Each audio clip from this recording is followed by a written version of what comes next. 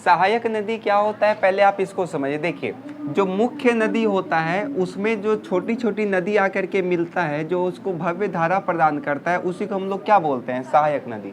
बात समझ में आया? तो सहायक नदी में हम लोगों को क्या बोलना है, तो सहायक नदियाँ वे नदियाँ होती हैं जो मुख्य नदियों के साथ मिल करके उसको क्या करती है, भव्यता प्रदान करती है, उसमें धारा को तेज करती है। बात समझ में आया? ये मुख्य नदियाँ जो है वो सहायक नदियाँ को लेकर के चलती है और वो आगे जा कर के बेसन का निर्माण करती है। ठीक है, यहाँ तक में। अब ये बेसन दो के बारे में आपको पढ़ना है, फिर चैप्टर खत्म हो जाएगा। पहला अमेजन बेसन, या फिर बेसिन बोलिए, आपका एक वो मतलब बेसन मत समझ लीजिएगा, पकोड़ा वाला। अमेजन बेसन क्या हो जाएगा, तो आपको पता है एक अमेजोन जंगल है, तो वहीं पे एक आपका क्या है, अमेजोन नदी है। तो ये आपका काफ़ी उपयोगी नदी है। इसमें लगभग आप कह सकते हैं कि इसके आसपास का क्षेत्र काफ़ी उपजाऊ है, जहाँ पे कई प्रकार के क्या होते हैं, पौधे, जीव जंतु इत्यादि यहाँ पे रहते हैं। बात समझ में आया? तो बेसन में किसी को ये बेसन पकौड़ी वाला बेसन मत समझ लीजिए, ये दूसरा बेसन है। इसमें किसी को कोई दिक्कत है?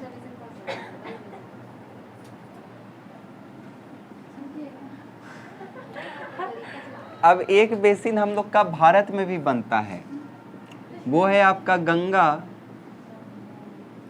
ब्रह्मपुत्र बेसिन, या बेसिन बोलिए, आपका इच्छा है। तो ये क्या है, तो देखिए गंगा का सहायक नदी, पहले ये रहता कहाँ है तो उसको समझिए। ये आपका उत्तर में 10 डिग्री से लेकर के 30 डिग्री अक्षांश उत्तर, अरे उत्तर में 10 डिग्री से लेकर के 30 डिग्री उत्तर अक्षांश में ये पाया जाता है।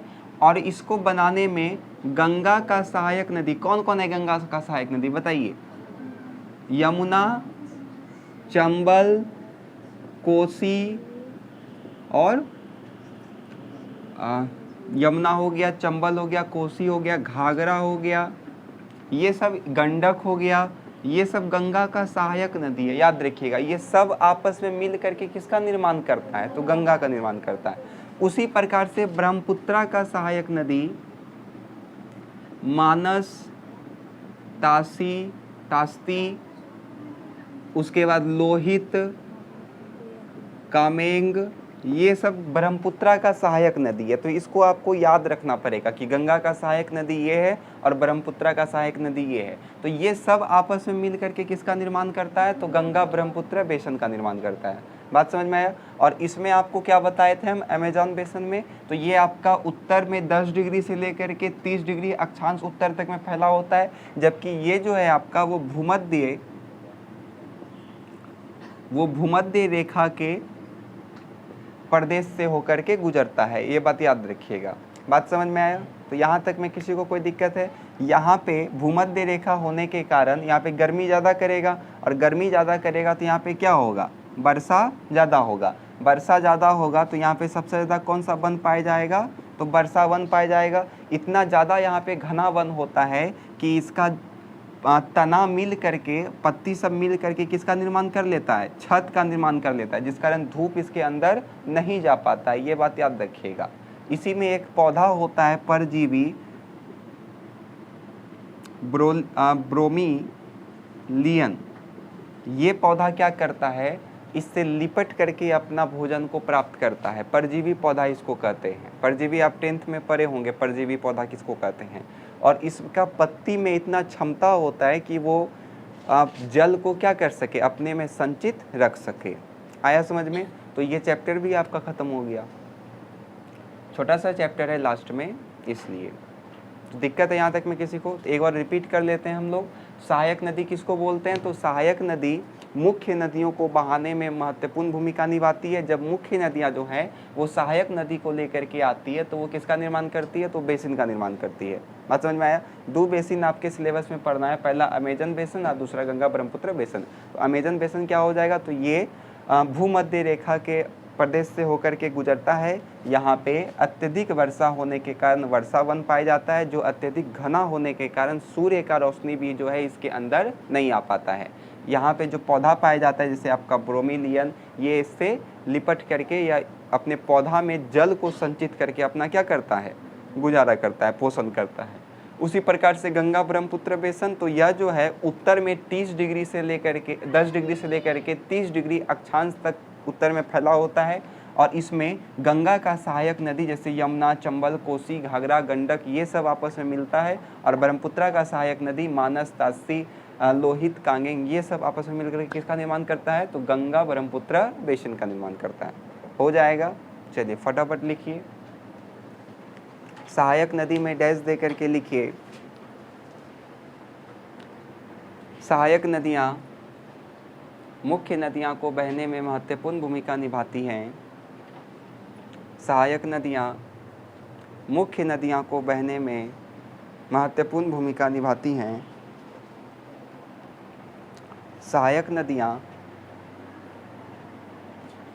मुख्य नदियाँ को बहने में महत्वपूर्ण भूमिका निभाती हैं।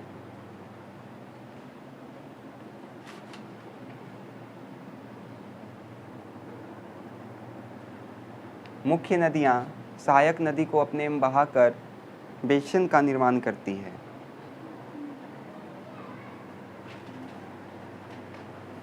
अब पहला लिखिए अमेजन बेसिन। मुख्य नदियाँ सहायक नदियाँ को बहाकर बेसिन का निर्माण करती हैं। पहला लिखिए अमेजन बेसिन।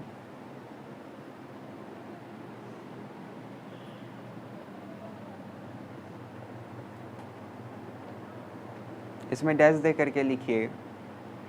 ये भूमध्य रेखा से होकर, ये भूमध्य रेखा के प्रदेशों से होकर गुजरती है। ये भूमध्य रेखा के प्रदेशों से होकर गुजरती है।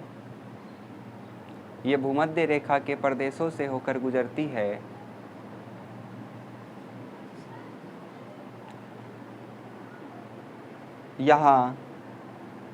यहाँ अत्यधिक वर्षा होने के कारण वर्षा वन पाए जाते हैं। यहाँ अत्यधिक वर्षा होने के कारण वर्षा वन पाए जाते हैं। वर्षा वन पाए जाते हैं।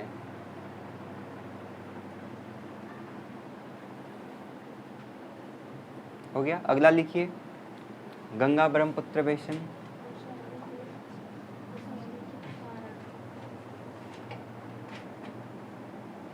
प्रदेश का स्पेलिंग सही होता है। अगला लिखिए गंगा ब्रह्मपुत्र बेसिन। इसमें लिखिए यह उत्तर में 10 डिग्री से 30 डिग्री अक्षांश उत्तर तक फैला है। यह उत्तर में 10 डिग्री से 30 डिग्री अक्षांश उत्तर तक फैला है।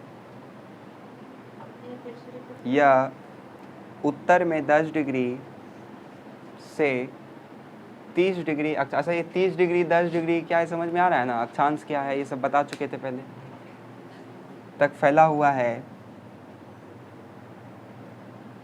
गंगा की सहायक नदी, गंगा की सहायक नदी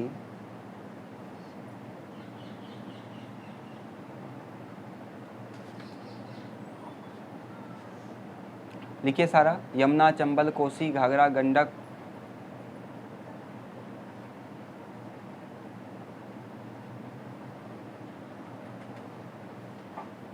इत्यादि